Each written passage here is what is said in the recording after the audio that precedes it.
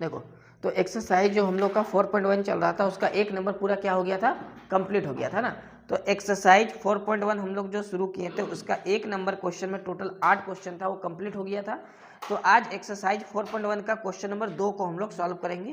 Question number 2 में total 4 question है, ठीक है। और इसमें बोला क्या गया है, क्वेश्चन नंबर 2 में बोला निम्न स्थितियों को द्विघात समीकरणों के रूप में निरूपित कीजिए। इसमें कुछ स्टेटमेंट दिया गया है, उसको हम लोग को पढ़ना है और द्विघातीय समीकरण के रूप में लिख के छोड़ देना है। उसमें से x का वैल्यू फिर नहीं निकालना है, यानी द्विघात समीकरण को सॉल्व नहीं करना है, केवल द्विघात समीकरण के रूप में लिखना है और छोड़ देना है, ठीक है। तो ये समस्या दिया हुआ है, तो 2 नंबर का एक नंबर जो क्वेश्चन है इसमें समस्या क्या है उसको पढ़ के हम लोग पहले समझना होगा। तो इसमें लिखा गया है कि एक आयताकार भूखंड का क्षेत्रफल 528 मीटर स्क्वायर है।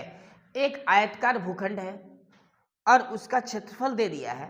तो आयताकार भूखंड का तात्पर्य हो गया एक आयत जैसा आकृति बना हुआ होगा, ठीक है। ये एक आयताकार भूखंड है, आयताकार ये भूखंड है, इसका क्षेत्रफल दे दिया है, इसका पूरा क्षेत्रफल दे दिया है। इसका क्षेत्रफल कितना दिया है, 528 मीटर स्क्वायर, ये पूरा इसका एरिया है, ठीक। बोला क्षेत्रफल की लंबाई मीटर में, हम लोग को लंबाई किस में लेना है, मीटर में। क्षेत्रफल की लंबाई मीटर में चौड़ाई के 2 गुने से 1 अधिक है। बोला है ये जो आयत है इसका कुछ लंबाई होगा, इसका जो लंबाई है और इसको चौड़ाई बोलते हैं, इसका जो भी चौड़ाई है, ये जो लंबाई है ना इसके चौड़ाई के 2 गुने से 1 अधिक है।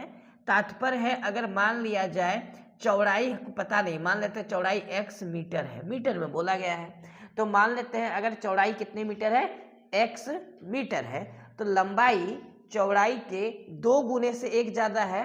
तो पहले इसका जो भी चौड़ाई का वैल्यू है इसका 2 से क्या करेंगे, गुना करेंगे, 2 गुना बोला है तो आ जाएगा 2x। फिर भी बोला है और एक और अधिक है, यानी एक इसमें क्या करेंगे, प्लस करेंगे, तो ये हो जाएगा लंबाई। ये क्या निकल जाएगा, लंबाई, क्योंकि क्वेश्चन में ही बोला गया था कि एक आयतकार भूखंड का क्षेत्रफल 528 मीटर स्क्वायर है, क्षेत्र की लंबाई चौड़ाई के 2 गुने से 1 अधिक है, हमें भूखंड की लंबाई और चौड़ाई ज्ञात करनी है, ये बोला गया है। तो हम लोग को पहले मान लेना होगा, ये स्ट्रक्चर से हम समझा दिए कि क्या बोलना चाह रहा क्या है, लेकिन हम लोग जब बनाएंगे इसको तो सबसे पहले हम लोग को लिखना होगा माना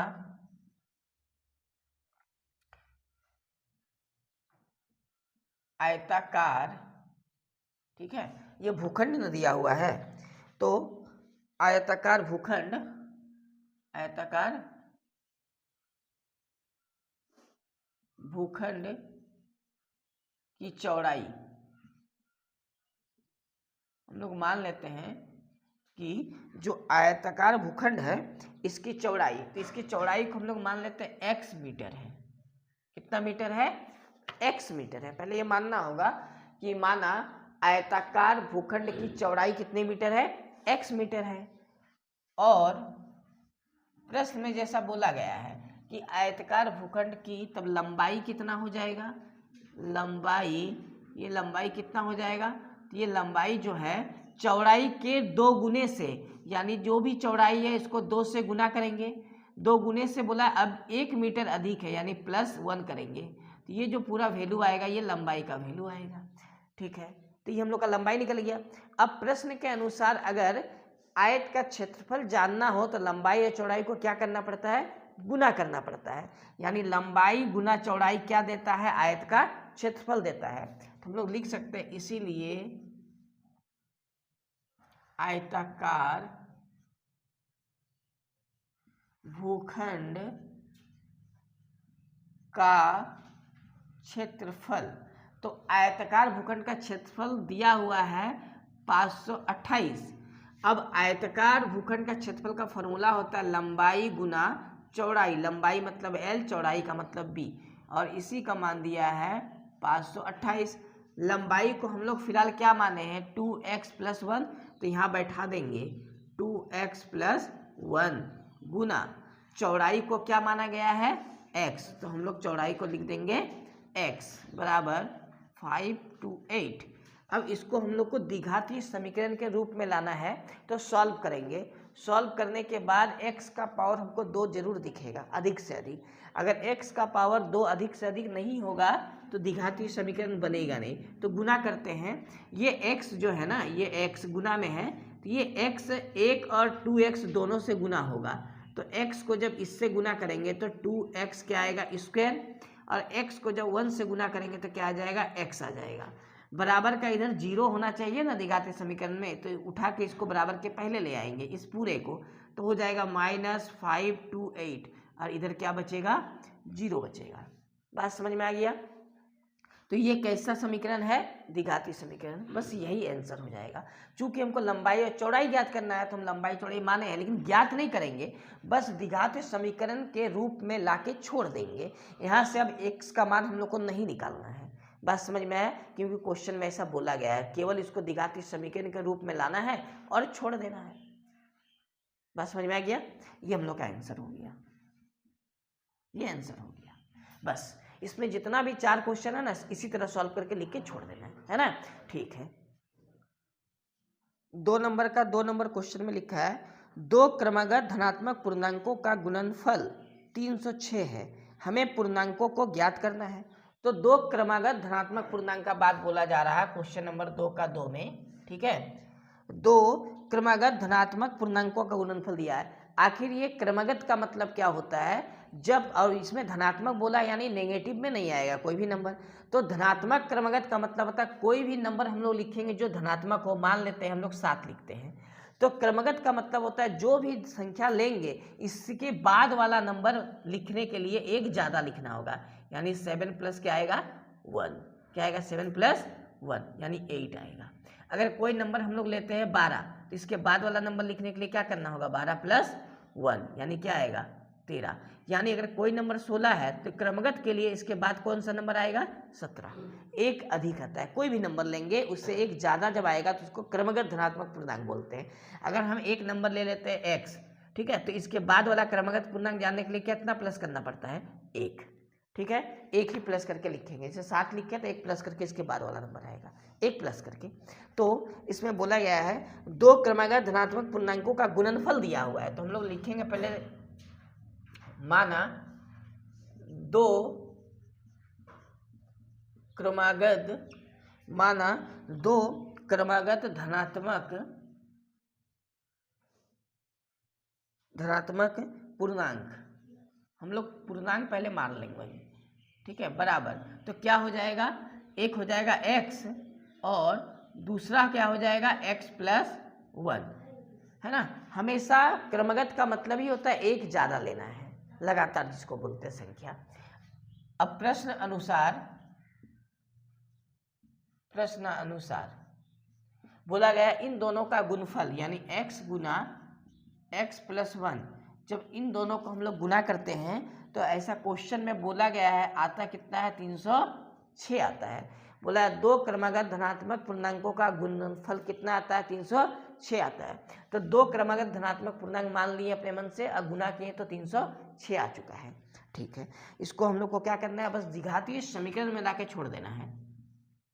x को इस x से गुना करेंगे तो x स्क्वायर होगा, फिर x को इस 1 से गुना करेंगे तो x होगा। बराबर के बाद में जो भी नंबर है उसको बराबर के पहले करना है, तो ये प्लस में है तो हो जाएगा -306, बराबर में क्या आएगा, 0। तो ये एक द्विघातीय समीकरण आ चुका है, तो आंसर यही वाला होगा। ठीक है, आंसर यही होगा, ये एक द्विघातीय समीकरण आ चुका है। यहाँ तक बात समझ में आया, ठीक है, इसको नोट करो। क्वेश्चन नंबर 2 का 3 है ना, इसमें क्या लिखा हुआ है, तो क्वेश्चन नंबर 2 का 3 में लिखा है रोहन की माँ उससे 26 वर्ष बड़ी है, यानी रोहन का जितना भी उम्र है उसकी माँ का उम्र उससे 26 वर्ष अधिक है। ठीक है, इसके बाद लिखा हुआ है उनकी आयु का गुणनफल अब से 3 वर्ष पश्चात 360 हो जाएगी। 3 वर्ष पश्चात का मतलब 3 साल बाद का बात कर रहा है, 3 साल पीछे नहीं, 3 साल बाद, है ना, पूर्व नहीं बोला है। ठीक है, तो हमें रोहन की वर्तमान आयु ज्ञात करनी है, तो हम लोग लिखेंगे माना रोहन की वर्तमान आयु, माना रोहन की वर्तमान आयु बराबर x वर्ष। अगर रोहन की वर्तमान आयु x वर्ष है तो उसकी माँ की क्या उम्र होगा, और रोहन की माँ की वर्तमान आयु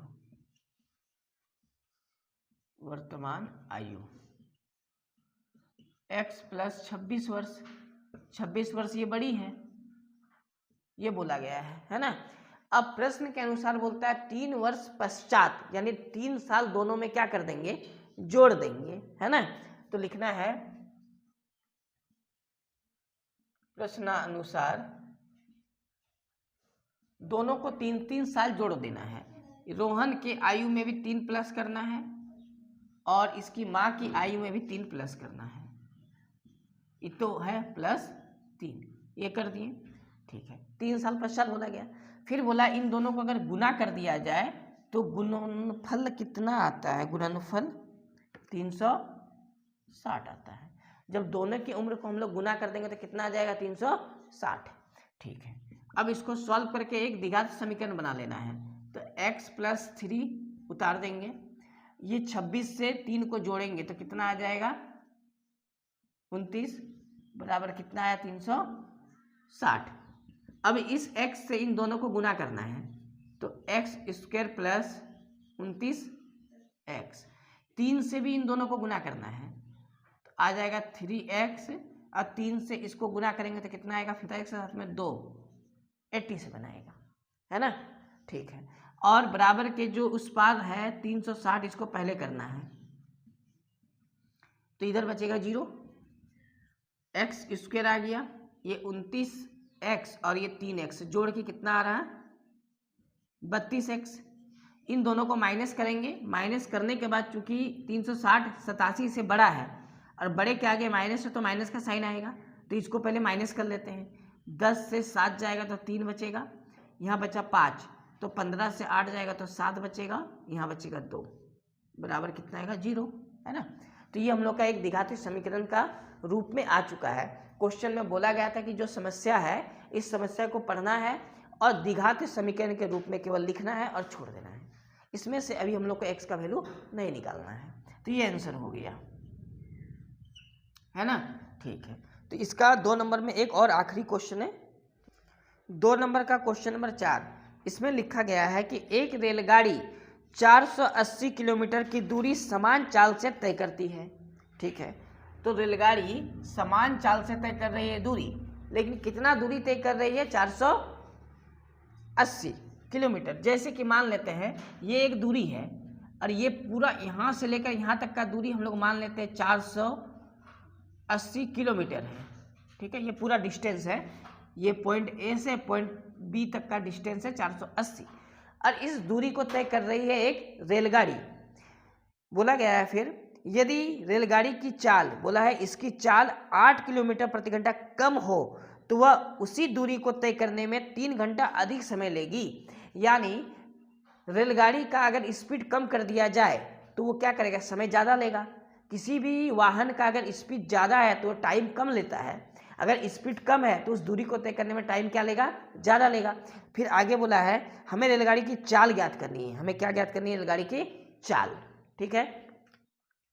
तो मान लेते हैं रेलगाड़ी की चाल x किलोमीटर प्रति घंटा है। रेलगाड़ी की चाल क्या है, x किलोमीटर प्रति घंटा। अगर पूरा दूरी हमको पता है और चाल हम लोग मान लेते हैं, पहले चाल जो है उसका कितना है, x किलोमीटर प्रति घंटा, इसका ये क्या है, चाल है, ठीक है। अगर इतना दूरी को इतने चाल से वो तय करे तो समय कितना लगेगा, तो पता होना चाहिए कि समय का जो फॉर्मूला होता है वो क्या होता है, समय बराबर क्या होता है, दूरी बटा चाल।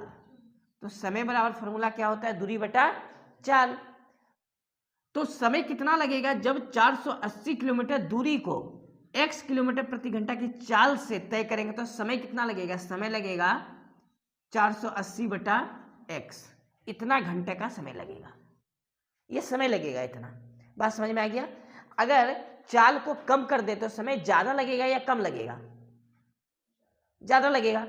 अभी तक दूरी इतना ही है, फिर से हम देखो समझा रहे हैं, अभी तक दूरी उतना ही है, पहले चाल x था, अब चाल को थोड़ा सा वो क्या कर दिया, कम कर दिया, 8 कम कर दिया, 8 घटा दिए, है ना, 8 किलोमीटर प्रति घंटा कम कर दिया, यानी अब इसका जो नया चाल है वो क्या है, x माइनस 8 किलोमीटर प्रति घंटा। तो अब समय कितना लेगा, तो समय का फॉर्मूला ही होता है दूरी बटा चाल, तो दूरी तो इतना ही है, चाल अब ये आ गया, अब समय इतना लेगा।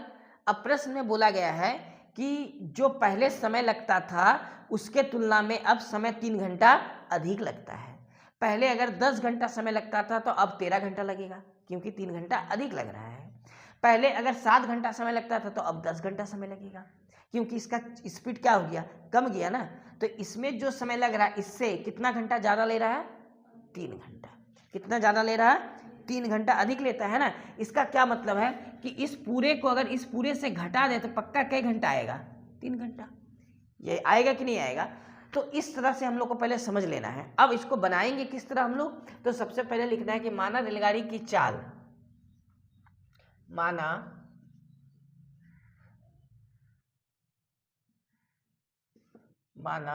रेलगाड़ी की चाल बराबर x किलोमीटर प्रति घंटा। ये x किलोमीटर प्रति घंटा देना जरूरी है और रेलगाड़ी की चाल ही निकालने बोला गया था। तो माना रेलगाड़ी की चाल x किलोमीटर प्रति घंटा, ठीक है। तो प्रश्न अनुसार हम लोग कर देंगे, प्रश्न अनुसार हम लोग को लिखना है। तो प्रश्न अनुसार क्या लिखना है, दूरी तो हमको पता है कितना है, 480। तो प्रश्न अनुसार हम लोग लिखेंगे 480 बटा x गया, इतना ही दूरी को वो तय करता है। स्पीड कम हो जाता है, इसका 8 हो जाता है कम, क्योंकि प्रश्न में बोला है कि 8 किलोमीटर प्रति घंटा कम हो जाती है, ठीक है। अब तो दोनों का टाइम का अंतर कितने का आ रहा है, 3 घंटे का, तो बराबर में 3 देना है। इस समीकरण को सॉल्व करना है, x माइनस 8 और x का लॉसो करेंगे तो आएगा x और x माइनस 8 दोनों आ जाएगा, ये भी आ जाएगा और ये भी आ जाएगा। इससे ये कैंसिल होकर x बचेगा, तो x को इससे गुना करना है, 480x मतलब x को इससे गुना, इस पूरा का इससे गुना, माइनस इस पूरा को इससे गुना करना है, तो माइनस 480x आएगा, माइनस से माइनस क्या हो जाएगा, प्लस, और 8 से इसको गुना कर देंगे, 0, 8 को 8 से करेंगे, 8 8 64 का 4 हाथ में 6, 8 4 32 और 6 38, ये आ गया बराबर में, अभी भी 3 बचा हुआ है, ठीक है। ये माइनस में है 480x और ये प्लस में, तो ये दोनों क्या हो जाएगा, कैंसिल हो जाएगा, दोनों कट गया, ठीक है। तो यहाँ बचा क्या, यहाँ बचा 3840 बटा, इसको इससे गुना करेंगे तो x स्क्वायर आएगा, इसको इससे भी गुना करेंगे तो 8x आएगा, बराबर में कितना बचा है, 3 बचा है। तो चूंकि इस पूरे को 3 से गुना करने वाले हैं तो आएगा क्या, 3 गुना ब्रैकेट में बचेगा x स्क्वायर और 8x आया कहाँ से, ये वाला, ये पूरा ही लिखे, क्योंकि इसको 3 से गुना करेंगे क्रॉस में, और ये बचा हुआ है 3840, ठीक है। ये 3 से कट जाएगा, ये पूरा 3 से कटेगा, 3 कम 3, 3 दूनी 6, 3 8 24 और ये 0 कट गया। तो बचा क्या, इधर से आएगा x स्क्वायर, ये बचा 8x, इस पूरे को बराबर के पहले ले आएंगे तो माइनस हो जाएगा, माइनस के साइन के साथ आएगा, यानी बराबर में 0 बचेगा, है ना। तो ये हम लोग का बन गया द्विघाती समीकरण का प्रकार। तो ये आंसर हो गया, बस केवल द्विघाती समीकरण में लिख के छोड़ देना है। अब अगर पूछेगा कि बताइए रेलगाड़ी की चाल कितनी थी, ये अगर सच में निकालना हो तो इसमें से x का मान निकालना होगा, वही गुणनखंड करके, गुणनखंड विधि से इसको गुणनखंड करना, जो चैप्टर 2 में हम लोग पढ़े थे बहुपद में, है ना, वही विधि से करना कि गुना करने पर 1280 और घटाने पर 8, ऐसा 2 नंबर में तोड़ेंगे, लेकिन ऐसा बोला नहीं है, ये बोला है केवल द्विघाती समीकरण में लाके छोड़ देना है। यहाँ तक बात समझ में आ गया, ठीक है। तो हम लोग का जो एक्सरसाइज है 4.1, इसका पिछले क्लास में हम लोग 1 नंबर पूरा कंप्लीट किए थे, आज हम लोग 2 नंबर में 4 क्वेश्चन था, ये कंप्लीट है, यानी एक्सरसाइज 4.1 पूरा कंप्लीट है। तो अब इसके बाद जो भी होगा एक्सरसाइज उसको हम लोग सॉल्व करेंगे, ठीक है, नेक्स्ट क्लास में, अभी नहीं, अभी इतना ही रहने दो, ठीक है।